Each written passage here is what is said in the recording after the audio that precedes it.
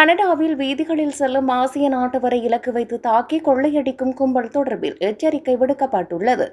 கனடாவில் வசிக்கும் சந்தோஷ் சர்மா என்ற இந்திய பெண்ணிடமிருந்து சமீபத்தில் கொள்ளையடிக்கப்பட்டிருந்தது. மொன்ட்ரீலின் கோட்வர்ட் பவுல் சாலையில் அவர் நடைபெற்றில் இருந்தபோது இவ்வாறு கொள்ளையடிக்கப்பட்டதாக தெரிவிக்கப்பட்டுள்ளது.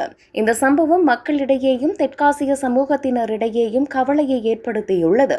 அவர் நடைபயிற்சி செய்து கொண்டிருந்த போது அருகே நிறுத்தப்பட்ட காரிலிருந்து அடையாளம் தெரியாத ஆணொருவரும் பெண்ணொருவரும் இறங்கியுள்ளனர். அவர்கள் இதன்போது ஏதோ கூறியதாகவும் ஆனால் அதனால் தன்னால் புரிந்து கொள்ள முடியவில்லை எனவும் சந்தோஷ் சர்மா தெரிவித்துள்ளார்.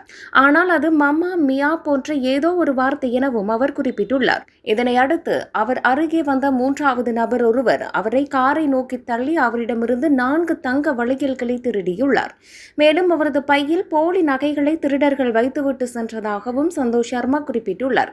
இவை அனைத்தும் அருகில் இருந்த யாரும் கவனிக்க முன்னர் விரைவாக நடைபெற்றதாகவும் அவர் கூறியுள்ளார். இந்த நிலையில் இந்த சம்பவம் தொடர்பில் விசாரணை நடத்தி வரும் போலீசார் நகைகளை கண்டுபிடிக்க முயற்சித்து வருகின்றனர்.